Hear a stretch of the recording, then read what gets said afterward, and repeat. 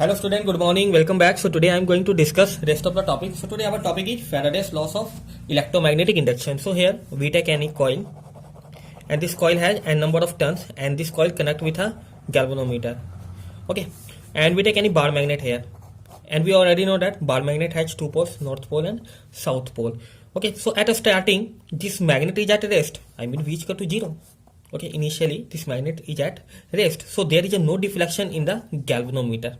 No deflection in the galvanometer, I mean the needle of this galvanometer is at rest. Okay, but when this magnet starts moving along the direction of coil, okay, then what happen? Then there will be a deflection in galvanometer. Okay, in one direction, I mean in this direction. So when this magnet reach at new point A, and at this point this magnet is at rest. Okay, then what happened? The needle of this galvanometer return to 0 position. Again return to 0 position. Now when this magnet starts moving away from this coil, so there is some deflection in galvanometer. Okay, in the needle of galvanometer, but in opposite directions, in this directions. Okay, opposite directions. Okay, so similarly if this magnet is held at a rest, okay, so now we take another condition here. So we take bar magnet and we take coil, and this coil connect with a galvanometer. Okay, this is a galvanometer. So in this condition what happened? Okay, if this magnet is at rest, I mean it's stationary, and this coil moves away and towards the magnet. Okay, away with velocity v and towards with velocity v. We take here same velocity. Okay, so the galvanometer similarly shows deflection here. Okay, it is also seen that the faster the change in the magnetic field, the greater will be induced EMF. I mean if phi increases, I mean magnetic flux increases, then induced EMF also increases. Okay, so phi, what is the phi? I mean rate of change of phi with, okay, I mean phi changes here, not fixed, phi not constant here, phi continue changes. If phi constant, then induced EMF will be 0. Okay, so more will be the induced magnetic field line passes through this coil. Okay, induced EMF will be greater here, I mean the value of induced EMF will be greater at this case. Okay, I repeat again what we do here. So firstly we take any coil here. Okay, and this is a coil having how many number of turns? N number of turns. Okay, and this coil connect with a galvanometer. This is a galvanometer. Okay, so at initial point this magnet is at rest, I mean the velocity is equal to 0. Okay, then there will be no deflection in galvanometer, but when this magnet starts moving in the direction of along the direction of this coil, then this needles, I mean the needle of this galvanometer deflected in the directions. Okay, in one direction, here you see that in this direction. Okay, but when this magnet reach at point A, and at this point this magnet is at rest. Okay, I mean here V is equal to 0 at this point. Okay, again the needle of this galvanometer returns back to 0. Okay, so but when this galvanometer starts moving away from this coil, okay, away from this coil, then in this condition what happened?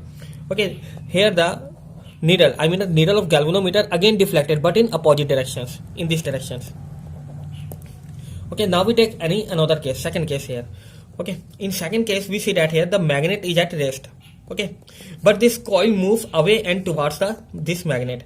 Okay, the galvanometer similarly shows deflection. Okay, so it is also here we see that here the faster the change in magnetic field, if more the magnetic field line passes through here, more induced EMF produced here, I mean the value of induced EMF will be greater here in this case. Okay, and this is the first law. This is the first law of Faraday's law. So now we see that is first law.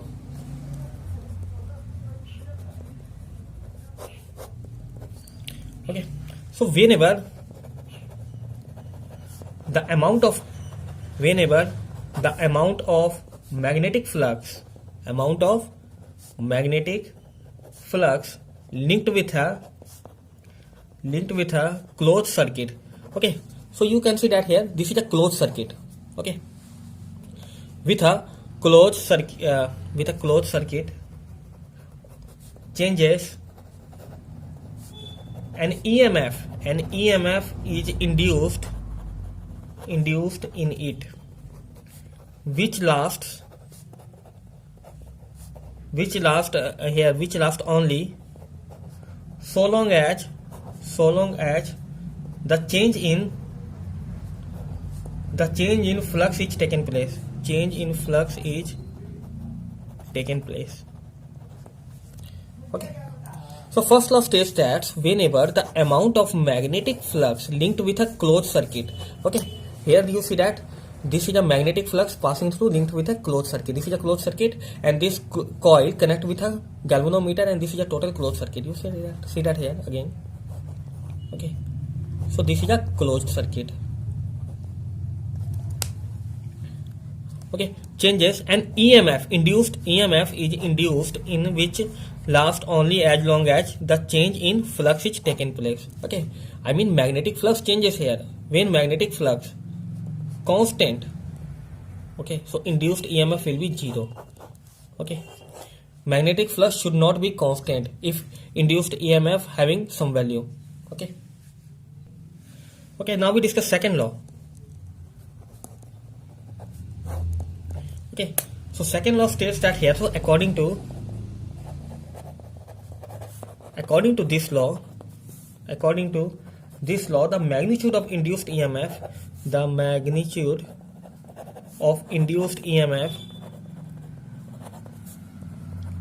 is equal to the rate of change of magnetic flux. Okay, if the induced EMF is represented by this symbol epsilon, okay, then mathematically we can write here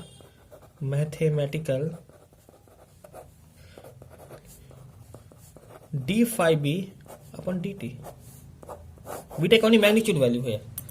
Okay, so according to this law, I mean the second law of Faraday's, okay, the magnitude of induced EMF, okay, is equal to the rate of change of magnetic flux. Okay, you can see that here, rate of change of magnetic flux. If the induced EMF is represented by this symbol epsilon, then we can write here mathematically epsilon is equal to d phi b upon dt. I mean induced EMF should be equal to rate of change of magnetic flux. Okay, but when here you can see that here, okay, if phi b is equal to constant, then what happen at these situations? Okay, so d phi b upon dt, it becomes 0. So finally induced EMF will be 0 here. Okay, so you can understand here. Okay, so then when I mean the number of magnetic lines passing through coil, which is a constant. Okay, if we take any coil and number of magnetic field line passing through this coil, which is a constant, then what happen at this condition? I is equal to 0, induced EMF will be 0 here. Okay, I mean here phi b, okay, this is a magnetic flux, and magnetic flux is equal to constant here. You can see that magnetic flux constant here. So in these conditions, okay, induced EMF will be 0. So here we take any coil and we take another coil. Okay, so here we have two coils. Okay, and the first coil connect with a galvanometer, and second coil again connect with a galvanometer. Okay, so here number of turns n, and here number of turns 2n. Okay, so where here induced EMF I, here induced EMF I dash. Okay, so here I dash must be greater than I dash must be greater than I here. Okay, so by increasing the number of turns, okay, here number of turns n, number of turns 2n, here double the number of turns. Okay, so in this case the induced EMF also get increased. If we increase the number of turns n to 2n, then induced EMF also get increased here. Okay, so if n is the number of turns, n is the number of turns in coil, and the turns okay, so n is the number of turns we take in only this case, if the n is the number of turns in this coil. Okay, so thus total induced EMF will be n d phi b dt. Okay, we already know that induced EMF is equal to d phi b is equal to dt. And here how many number of turns? N number of turns are there, so we multiply n with dB, rate of change of flux with respect to time. Okay, we only multiply this number here.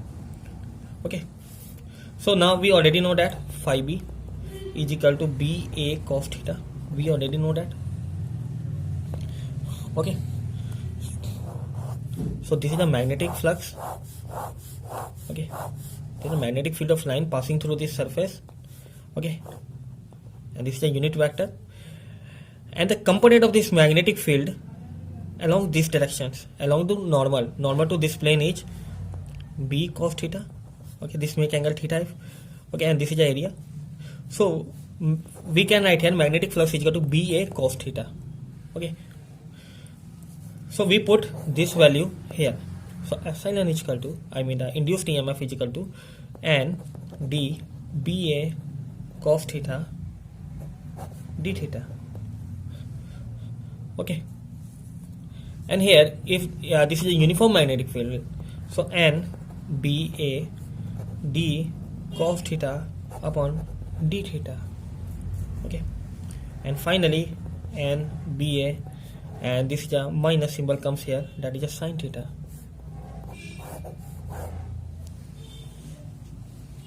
Okay, so here we discuss some other topic. The flux in a coil can be changed by first changing the magnetic field, B in coil, and second case changing the total area of coil, or that area, or we take here that area of the coil, which is in magnetic field, which is in magnetic field. Okay, and third, changing the angle between the magnetic field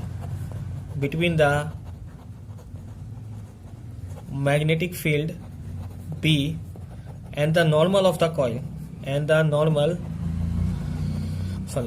of the plane of coil. Okay, so these are three conditions. Okay, first is changing the magnetic field B in coil. Okay, when magnetic field is strong, more number of magnetic field line passing through that coil, so more induced EMF produced here. Okay, so changing the total area of coil, or that area of coil which is in magnetic field. Okay, so we take here, this is a magnetic field. Okay, if this, yeah, so this is the area of that coil. Okay, so only these magnetic lines, only these number of magnetic line passing through this coil. Okay, but when we take here this area A, okay, so here more magnetic field line passing through here, so more induced EMF produced here. Okay, and third, changing the angle between the magnetic field and the normal of the plane. Okay, so here we take this component, this is the magnetic field lines, and this is the component of this magnetic field along these directions. Okay, so it theta, so here it also depend upon theta. If theta changes, this value also changes. Okay, because magnetic field is a constant. Okay, if theta changes, its value also changes. Okay, so these are the three conditions. So our next topic is Lenz's law. Okay, so according to Lenz's law, here you see that according to Lenz's law, the direction of induced EMF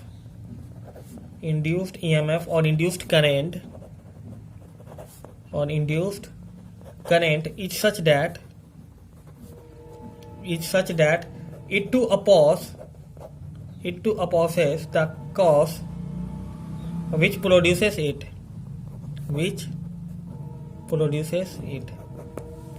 Okay, so according to Lenz's law, the direction of induced EMF or induced current is such that it to oppose the cause which produce it.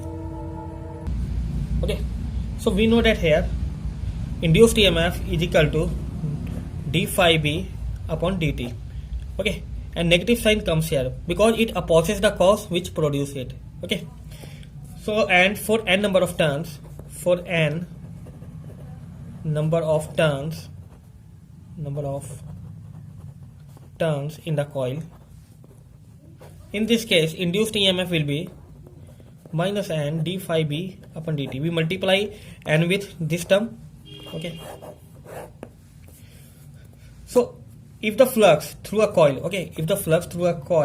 increases, then the induced EMF tries to decrease it because it opposes.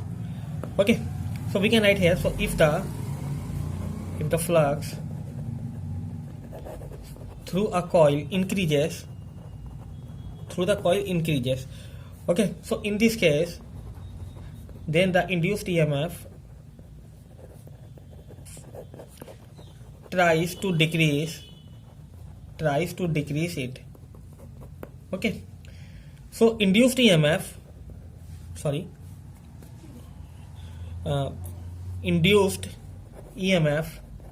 tends to oppose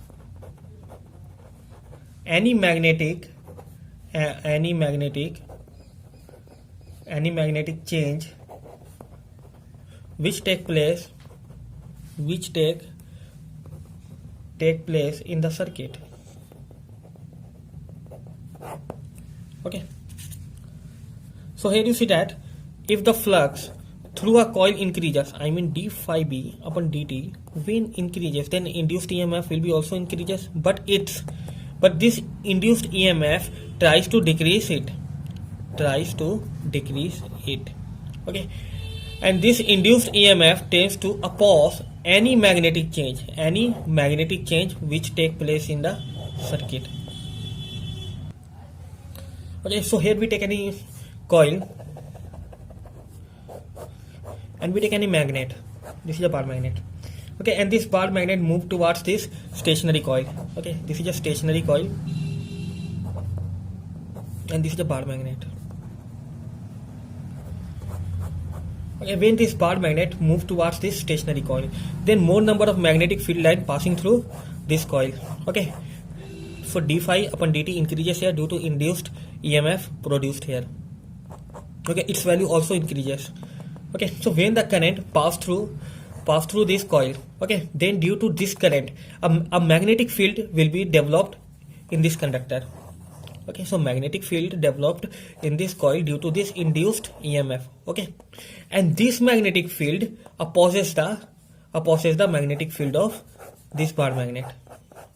Okay, when this bar magnet comes closer to this coil, okay, then induced EMF produced here, and when more number of magnetic field line passing through this coil, okay, so more induced EMF produced here. I mean the value of induced EMF will be increased here, due to which so the magnetic field produced here, due to which magnetic field develop here due to this induced EMF, and this magnetic field opposes the magnetic field of this bar magnet.